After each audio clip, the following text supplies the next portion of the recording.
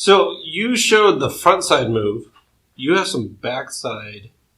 Ooh, we try to do a lot. So we got to train both sides. Absolutely. We have to make sure that we can get into the front side because without a front side, I don't have a back side. Yeah. And a lot of times by spinning or making bad moves, the front side is less resistant because of how it's been taught to move. So we do have to find a way to let this work. But the backside we talk about is we've done the backside move 1,000 times. We control our throw forward with our back leg. But you go put a bat in our hands and it doesn't work that way. So often we have to just train that body with feels. So here, we're on a pedestal, but this is not a swing drill. It's about what is my body doing? So the pedestal, this move here, is not about starting a swing from there. It's more about how do I feel that inside part of my leg from my ankle up to my adductor? How do I feel that? So I feel this there, and then I go, okay. Then I get in my stance, and I feel that right there. So now I've got to begin to understand how my backside should work and take me to the ball. And that's how I develop hover or float or glide, because I can control that. And that was microseconds, but I got down to a good position without compromise. Some things we do is we'll also get a hitter on the inside part of their back heel, so they can really feel that, and then just make moves and maintain the pressure, because if I lose the pressure on it, I've lost the backside. Then we can do a progression with just keep letting it get lower as they start and let it get down, but still feel that pressure and know it's still there. But that's drills that they can do all night long to help just get a feel for what it is to have a backside move me to my hitting position. Most people separate and the front side goes, and then you have a front side move, you have no backside, and you're going to make a front side move at the ball, which is not going to be in your benefit. We've talked about the wall drill. Yeah, or even I was going to point out, just with that heel drill that you're doing, this one, you're naturally going to stay on this wall working. Oh, yeah, because you're not working towards the plate, and you're staying there.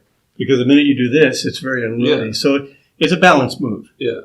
So whatever balance moves we do, we talked about the sling, we talked about the wall drill, we've talked about the glute drive. So many things we can try and work on, but it's still about moving. Now, the other thing I tell people that's kind of fun, that front foot should come up underneath my hip. Oh, yes. If the front foot comes up underneath my hip, I carry athletically. Yeah. If the front foot does not come up my hip, I reach. So this is not a good position. I might be able to hit from it. It's not a good position. It's eventually going to cost me. But just being able to, whether it be a pickup, a kick, if I come up under here, the minute I'm up, I engage, now I'm good. And so this becomes a nice, easy move. Some guys even turn the knee in a little bit when they... Yeah.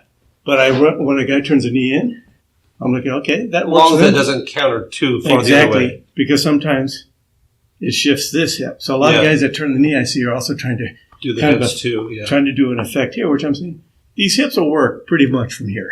When I throw a ball, I've never got a ball and tried to affect anything on my hips. Right. But I was able to throw the ball pretty well. So, but again, the character of a hitter and how they move is all going to be based on how their body works. And I think you've said also another cue could be the knee underneath the hip. Yes, we talk a lot, and like we talk about practicing in the sling, is that I'm going to keep the foot, knee, and hip together, even in a practice move, to feel the backside make this move. So there's nothing happening here. Go ahead, one more time. You can see how the bad move is. You'll see that. The reach. Yeah. And a lot of people have a reach. We can survive a little bit of a reach, but we don't want to do it consistently. Stay back. So we're told to stride. We're told to stay back. And it looks like this. Yes. And then all I can do from here is spin off. Is this. And that's not rotation. No. That's spinning. Yes. And people said, so that's where the confusion is. There's rotation in every swing. There's rotation in every throw. But it's all of this going there, which affects all that and creates it.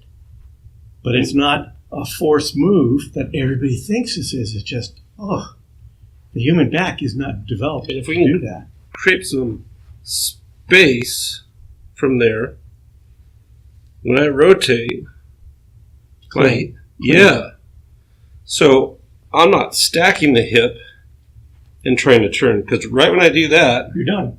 I do that. And you can feel you completely lost So energy. I gotta get off that so that I can rotate my back heel off the ground. Hold the bat up, and I'm going to show you a drill a very dear friend of mine does. And he's going to know the drill. And he just puts his fists there. Yeah. Go ahead. Go. No, make your move. Go ahead and make your move from there. Did you push that? Now, make a move without pushing back. There you go. Automatic. How's your position? What's amazing is right when you did that, when I went back, I unweighted, and then I had no control. Yes. But when you put the fist there, and I actually just went forward, I felt this and got into this immediately. And I can control everything from there. Plus, then, I have clearance for this to work underneath my head. Mm-hmm. And maintain. And then, so we're using our backside. To this point, we're going to continue to use it. I want it all the time. And then we're going to have a great front side that doesn't allow us to continue. And then, I've said backside drive into front side brace, and then we have that finish. Yeah. And we stay on our line. So some of the things we look at a lot, as I've seen, so we do what's called a kick drill. Mm-hmm. So we'll have a hitter, particularly the spinners, the bracers, the shoulder, is just take a swing and kick up afterwards. Yeah, that's what I was... Yeah. And what we do with that's only to excite the muscle system to feel that move, and we'll literally start them hitting that. Now, obviously, we want them in line with the ball. We want them in line with the ball and kicking up afterwards. You'll find a lot of hitters can't do that first. Don't worry. They'll get it. Some of them are it's like almost they're going to fall over. But what that does is gets the backside working the way it's designed to. Because if I get to a good position, I can do that. If I make a compromised position, I can't do it. Uh-huh. My body will not allow me to do what I want to do. And it's natural for the body to be able to want to kick. But if I get to a bad position, I have to fight to try and make that same move. So we do the kick drill sometimes just to wake up the bottom half. And it's funny, sometimes we get guys going. And to break down the brain's idea of what back it's kind of shock it into another realm. Because we feel like we're breaking rules when we go here. Because we've been conditioned our whole lives that that's not The funny thing is, guys will do a kick drill and say, okay, now go regular, right? Yeah. And they'll get up there and just go, boom, and they'll keep kicking because ball off the bat is ridiculous because they're maintaining level. And remember, to get here, before the kick, they still had a great position. Uh-huh. So just because the kick comes up, they still have all that energy going the right direction. But they don't realize, yes, I don't want you to expect you to hit that way. Yeah. But now it's just a matter of saying, then the body wakes up and it's like, then you see, we talk about what the foot does after the movement begins. We're not going to stay grounded. A lot of people say, keep that foot down. Don't you dare. That's an anchor. Mm-hmm. Any move that doesn't allow that foot to release is eventually going to cost me my line. Because I get here and my body anchors, I have to go around. Yeah, I have to go around. That back foot will release to some degree. And if you watch good hitters at contact, that foot is off the ground. Or what we call light. Yeah. There are very few hitters who have ever been successful holding back. And what I'll tell you, if they were holding back, they were not able to exercise the outside perimeter of the zone. They couldn't get there. They could only get around there. So they're really good in a smaller zone, but if we release, we get more. That's that ground ball reach. That's exactly. The 6-3. Yes. Because they reach a point where they have... I got to go. And then the barrel head flips, and that's the 6-3. And then we look at trying to hit the outside pitch. And we talk about the outside pitch. Yeah. If I release here, I have that much more line on the outside pitch. Yeah. If I don't, I got no shot at it. And we talk about the depth of the zone is that with a spin swing, where you're rotating around, you're going to come off that zone. You don't have any coverage, much less here. And once you understand how to hit this pitch here, life gets pretty special because now, gotcha. Yeah. Because I can get you. Well, a pitcher's pitch maybe on a 1-1 count that you can go double. And when you prove you can do that, it's not a strike. Then come back inside of me. I just baited you into my home run. You change it around where you're able to cover. Yeah. And it's funny because I had a hitting coach once was very proud of himself telling he had some guy hitting fastball at the big league level. Mm-hmm. And like, my guys hunt sliders.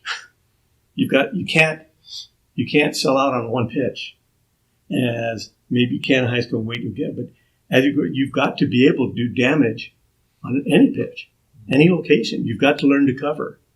If you've got a hole, you've got to find a way to fix it.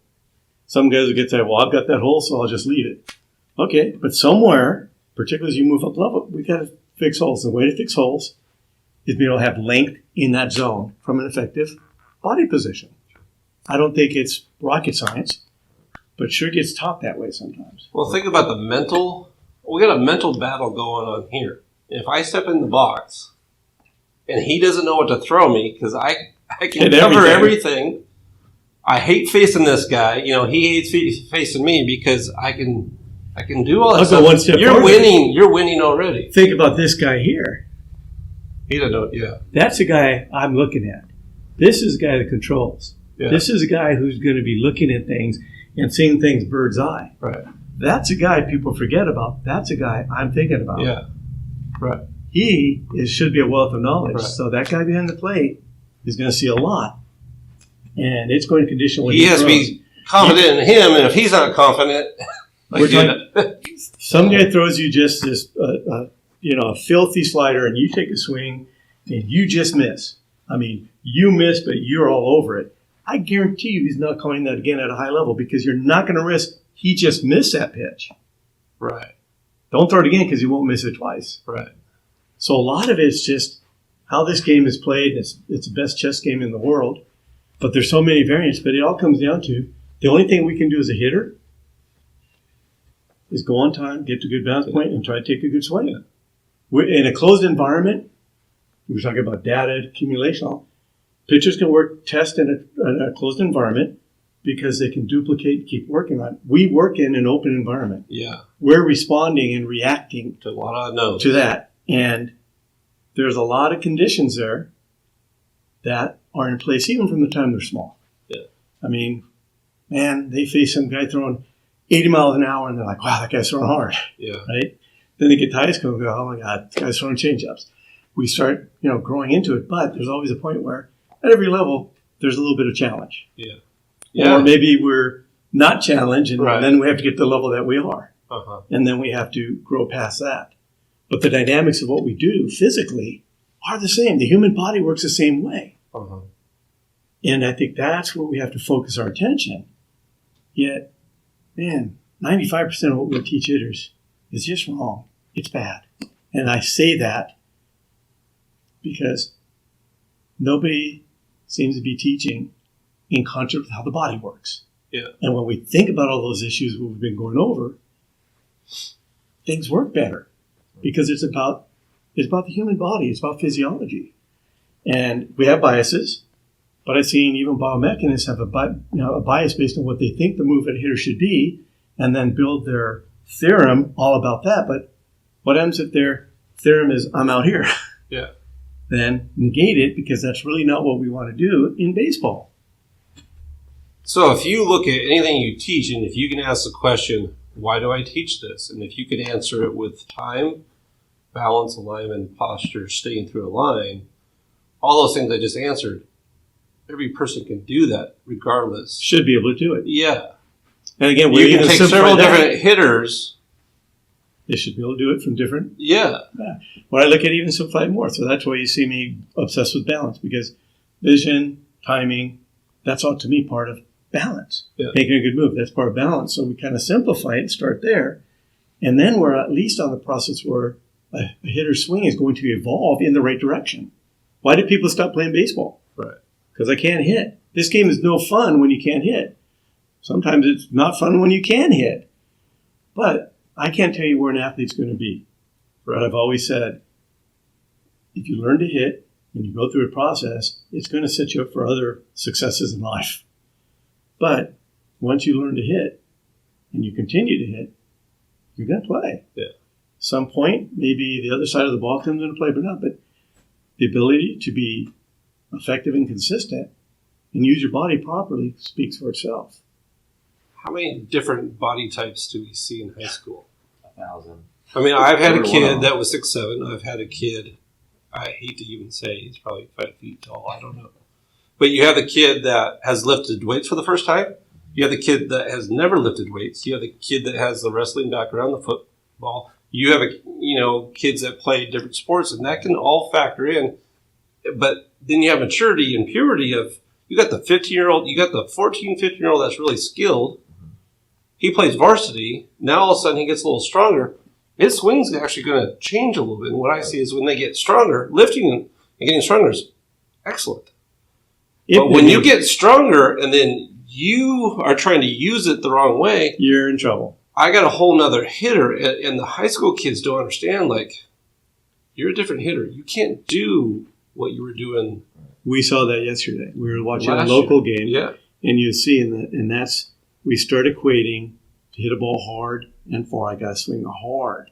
And that's human nature. But that's the thing we have to kind of pull out.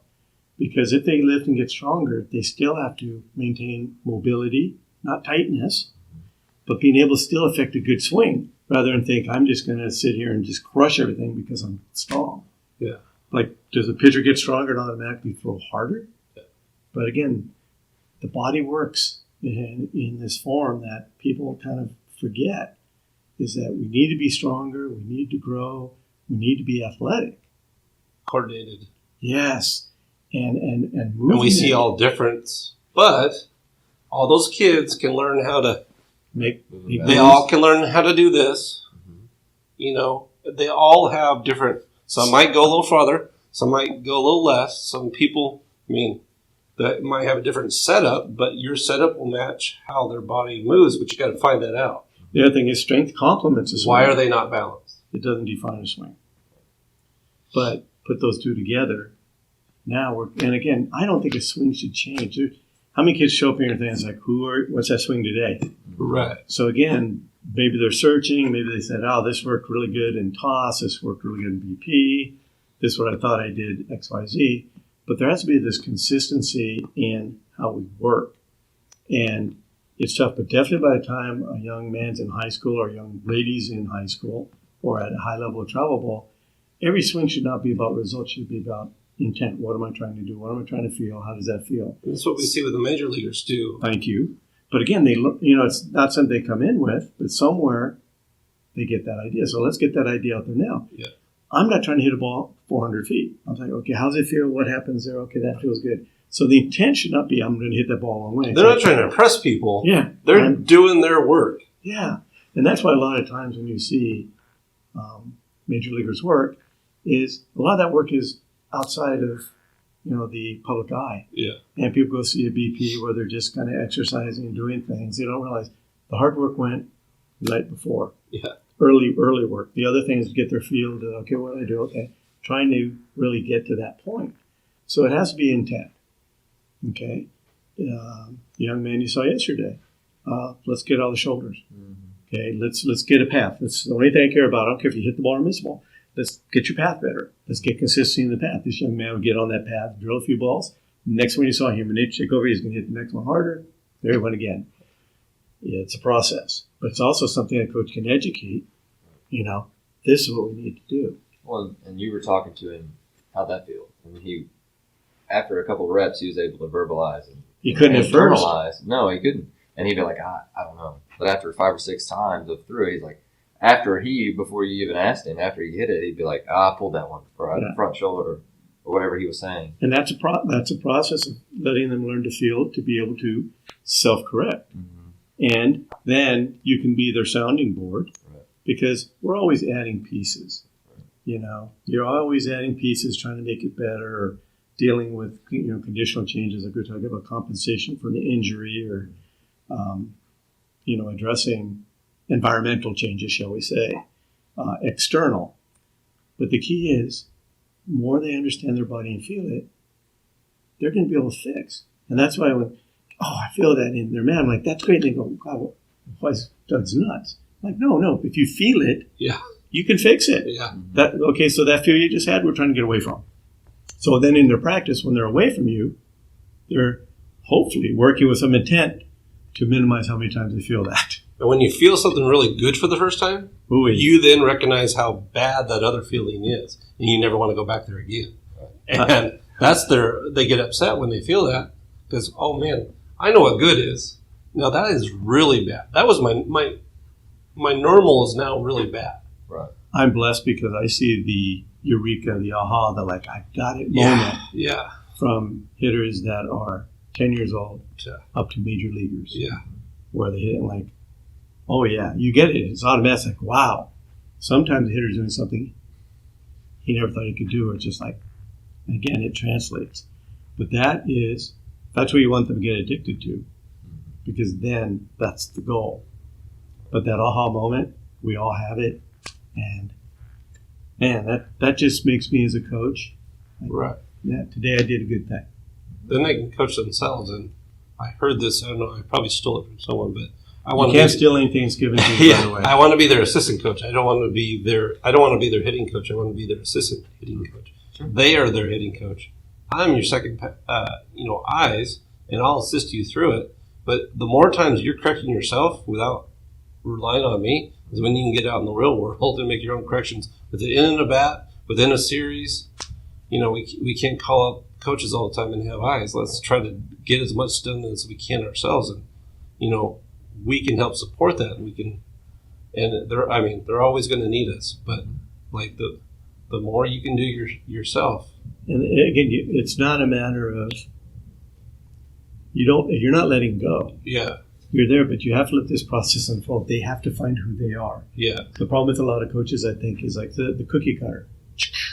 This is what you must do, or create this reliance that they keep coming back to you. More importantly, my best teachers are my players.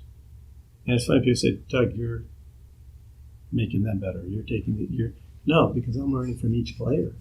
And how much do we rely on how much they say? And I need their feedback. Yeah. But there's times when the feedback even from a major league player, feedback is, okay, I have to adjust the way you think. Yeah. We have to get to a different mode here because, all right, we're not just adjusting the physical, we're also adjusting the mental and emotional side of the swing. But if they're able to work and bounce ideas back and development, they're going to build who they are. And every hitter is different. And even cues. I've had I'm lucky to have had this experience, but I had a lot of players on the major league team working and they're sharing their cues. Yeah. And they're all I said, guys, no.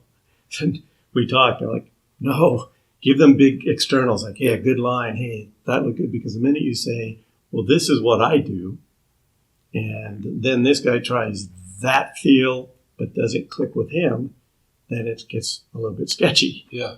So that's a tough thing, and people don't appreciate how hard a major league coach has to work because he's working with 15 top-level players, 15 different ideas, 15 different swings. There's a lot of things there, and they're doing it under pressure because tonight, you're going to face the best pitchers in the game. Mm-hmm. And under a lot of pressure. So we want to build a massive vocabulary. We want a hitter to have the least amount of vocabulary. And we want it to be his vocabulary. His vocabulary. You tell me and then I will repeat that back to you, and I know he's going to say whatever. And then I have to try what we've been doing, and I think it's when I talk to hitters now, I'll actually record them. Okay, tell me what you're feeling, tell me what you're doing. Mm-hmm. And then we share that back and forth. So it's kind of a reference source to come back to. Frankly, I can't keep track of everything completely anymore. There's just a lot of books on that shelf. Mm-hmm. But if you say that's an orange, and I think that's a banana, it's an orange because I've got to relate to where you're at. Like, fine. If you say, there's a lot of hitters misconstrue the word hitting down on the ball. Mm-hmm. So the first thing I asked hitter, okay, describe your swing. And I've had hitters say, I hit down on the ball. I said, show me. I said, good, keep hitting down on the ball because he's making the right move. And there's no reason for me to change that because he's hitting down the ball with the right move.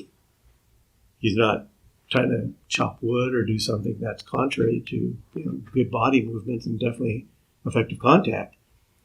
But we've got to use his words and let them develop. Mm-hmm. And sometimes you hear something one guy and go, try it with another because something's on. Bam, resonated, lucky. But then the thing we have to not do is like cookie cut. Right. This worked for you. That's going to work for everybody. Right. Okay? Pieces of it could fit. But, man, that's a challenge of being a coach at any level. Their words are always the best because it's pure, honest description of how they feel. Sure. So they always come up with better words than I would describe it because it's a real emotional attachment to a word and a feel. And their words are always better. And it's personal. Yeah. So their reference point of what they're their brain is... Their brain's more important than my brain. Absolutely. And if I say the word mountain, yeah, all of us just saw a mountain in our head. But you might have seen, Mount Fujiyama or whatever, and you might have seen Mount Rainier, and I might have seen Mount Washington. Who knows? Mount Everest. So we saw the idea of a mountain, but our mountains were completely different. Right. So that communication is never 100% anyway, but I've got to be online pretty close to where we're at. Yeah. I'll tell you a cue that's always bad, though. You ask them how it felt, and they say this. Good. Okay? Doesn't tell me a whole lot. But what felt good? So expand on, teacher. When it doesn't feel good, what does it feel like? Well, it feels like this. Okay. Feels bad. I like when they can identify. Appreciate it. Younger hitters, I'll have them identify plus, minus, good, bad. I'm trying to get away from negatives because this is tough enough to play this game. Mm-hmm. And we are going to beat ourselves up very fast. And I had a exceptionally bright player that worked with me this off season and love the way his mind works. But the one thing I said, no negatives allowed. Mm. And this is a game that'll beat you up in a heartbeat, even when you're 14 years old. But no negatives. Okay, because like I said, there's no room for that because this is a game of failure. Sure. And you will fall into that category of conditioning yourself for failure and fear and all these other things that we can't afford here. And riding the emotional roller coaster of hitting. Yeah, and I've got to know that, we're all going to have good days. We're going to have bad days. And, people ask now, what I ask my hitters at the highest level of this game, okay, if we have a bad day, because it's going to happen, all I want you to do is go in the clubhouse, pull out your iPad, get ready for tomorrow. Let's see who's pitching. Let's see what he's got. Let's start preparing for tomorrow because today's done. The only thing matters, okay, let's go in here. Just go back to the routine. Have confidence in that. Have confidence that you can if you prepare, remember, at that level, it's a different game. Yeah. But the same methodology can apply to children anywhere and players at any level is, okay, let's get ready for the next one. But people go into this negativity, and it's one of the things I was explaining to Jonathan, a player comes back and tells you, did I ask, 2 for 4 with 2 punch-outs? Good strikeouts or bad strikeouts? I'm like, what? Yeah. What's a good strikeout? You had a good swing at a good pitch. You saw it well. You missed. And if the guy said, man, I took a pitch, and right down in the middle, I froze. I'm like, let's tell me about that. What happened? It's a learning experience. You got stuck. Okay. So you suddenly take this negative or perceived negative. Okay, move it forward. Every at-bat, every pitch is an experience. But we've got to change up because it's too easy for us to put ourselves in a bad place. We were watching a high school game yesterday, and you could watch a couple of hitters bury themselves. Yeah. They were buried from word one, and you could just watch. It wasn't going to get better. But then you see the hitters that are kind of what I would call a little bit more emotionally mature or kind of getting into it. It's like, all right, let's go. No worry about what just happened. Keep that perspective, get rid of it, and move into, all right, this is the only pitch that matters. Yeah. You throw some guy some wicked slider, that's on his head, on his mind, in his head for the next pitch. Then you throw a fastball right down the chute, he's going to miss it. And a lot of guys are basing their day off their first at bat. If it goes good, I feel great today. But you're going to have 3, 4, or 5 at bats. Huh. Your first one's not any more important than your last one, or your second one, or your third one. None of them. Think about it. I hate to say it. Yeah. We put a lot of importance on if you're playing games. It's a season of games. Yeah. And yes, there's an importance to at bats and outcomes. Right. But it's not based on live or die on this pitch. Yeah. Live or die on this at bat. Live or die on this day. And it's tough when we're in leverage situations, and we don't get the result we want. But it's still a building block. But the toughest thing is maintaining a positive emotional and mental status, because if not, this game will eat you up. That's the same with even a hitting session. You know what I mean? Oh, 100%. Hitting sessions don't always go perfect. Mm-hmm. And so what did you learn through that? around here, and you'll hear the big leaguers will always say, scuffle day, best days in the world. Because in a scuffle day, you're really learning a lot. It's like, man, you're getting a lot of feedback what you don't want to do, or, little things like that. But I see, and we're talking about emotionality. Yeah. The minute a hitter starts getting frustrated, we got to stop. Yeah. Because, one, it's also an opportunity to practice keeping it together. Yeah. All right, I'm okay, because we're going to need that in the game anyway. But the minute we get frustrated, it means we're getting into our emotion, and we're going to lose it because we're not going to get better because our head's not in the right spot. We're not balanced. So balance is more than just physical. Yeah. It is mental. We're and trying to it's achieve emotional. balance in life and everything. That's exactly it. Yeah. So that's why I said, if you can get a hitter to become a better hitter and practice all those things, that's someone who's going to have success in their life in a lot of areas. And it's interesting, as parents, we'll ask our kids, after school, how's your day? What did you learn? Yeah. After a basketball game or a baseball game or a football game, what do we ask them? Or what do we tell them versus ask them? How about if we just, how's your day? What did you learn? Why don't we have the same approach? Every hitting session is a learning day. Every game is a learning day. What did you learn? If they're 4 for 4, ask them what they learned. If they're over 4, ask them what they learned. Well, what do you say to a player after a game? What do you say to your son? What do you say to your daughter? What's the first thing you say to a player after a game? Most of the time, it's like, I just enjoyed watching you play. Yeah, I don't talk about the game. I like that at the beginning. All right. What do I say? What do I tell parents to say? Go ahead. Tell them. Where do you want to go eat? I want your mind off of this. That's a good icebreaker right there. No. Hey, and I've always said that, what do you want to eat? And if they want to talk about it, they can. If not, that's fine. But I will never say, so what do you got? How do you feel? It's, let it unfold. And people are like, wow, that's pretty simple. I like to keep it simple. Yeah. Okay. What do you feel like eating? Yeah. And obviously my kids kind of have the luck or unluck to have to deal with me. But I'm not going to sit there and micromanage or overanalyze. Right. Go play. Go have fun. But there's time to give them breathing room. Well, they were just in an emotional state for 2 hours, 4 hours, 5 hours. Can I state a serious peeve I've got? Go ahead. Good Lord, coaches. I just played 2.5 hours. And then you talk to them I put a lot of pressure on. There's not much you need to say because I'm already tuning out. I'm tired. I'm hungry. I'm thinking about 1,000 things, maybe more performance. I don't need to tell you what I did good or bad. But coach, cut them free. Yeah. Now let's get to work hard tomorrow. But I see these coaches go on these, literally, I timed 25 minutes. But there's nothing you can say that's going to register. Yeah. And there's time and place, and it's better when they get away from the emotion of the game. The next day you'd have a much more productive discussion. Plus, I've seen coaches go off the deep end, which I don't accept because I don't personally respond to people screaming at me very well. And at the very least, I'm shutting you down. Yeah. Because that's you losing emotional control. Uh-huh. Right? We just talked about balance. Right.